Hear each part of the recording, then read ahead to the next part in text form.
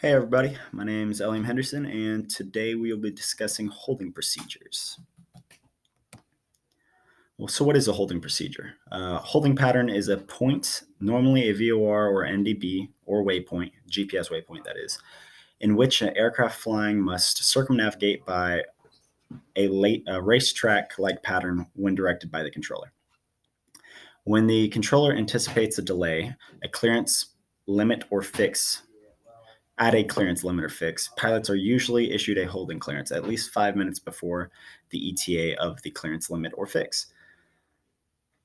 In the most advanced airspace, multiple aircraft can be stacked on top of each other as long as the vertical separation limits are complied with and obstacle clearance is allowed. They're also known as parking garages in the sky. Here is a video of basically breaking down the different parts of a holding pattern. So we have standard and non-standard holds. Standard holding patterns, when issued by a controller to hold, a standard instruction will sound like November 6066 Golf, hold east of the ABC VOR on the 090 radial. Expect further clearance at 1700 Zulu. Current time is 1630 Zulu. It is understood that you know to complete standard right turns. Non-standard holding patterns, the controller can give you the same command, November 6066 Golf, hold east of the ABC VOR on the 090 radial, left turns, expect further clearance 1700, and the current time is 1630. Left turns inbound from the anchor point of the hold. Also, non-standard can mean a different timing inbound than the other standard holds. Entry procedures. So going back to that first slide, that kind of shows you the different radials and bearings that you're flying and what way you should enter the hold.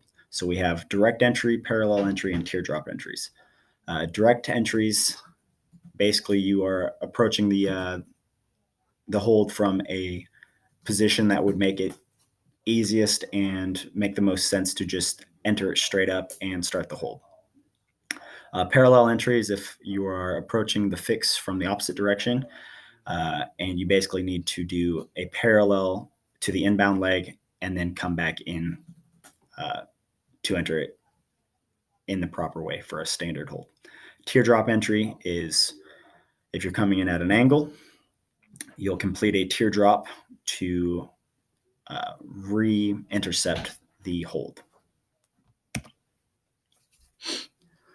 So here it is broken down into another picture. The first sector is the parallel, which is the most challenging. The second sector is the teardrop, and that's probably one of the more common and easiest to do. And then direct, also one of the easiest to do. While a holding procedure is normally added into a flight and not anticipated by pilots, it is best to make the hold as easy as possible to reduce the stress load. So there are some speed limits. Just like on the ground, there are speed limits in the sky in relation to the holding procedures. The limits are based upon the holding altitude that you are assigned from the controller. The limits are either published on the charts or known by way of established rules. 531 in the AIM establishes speeds for holds. So the minimum holding altitude up to 6,000 feet is 200 knots. From 6,001 feet up to 14,000 feet, it is 230 knots. From 14,001 feet and above, it is 265 knots.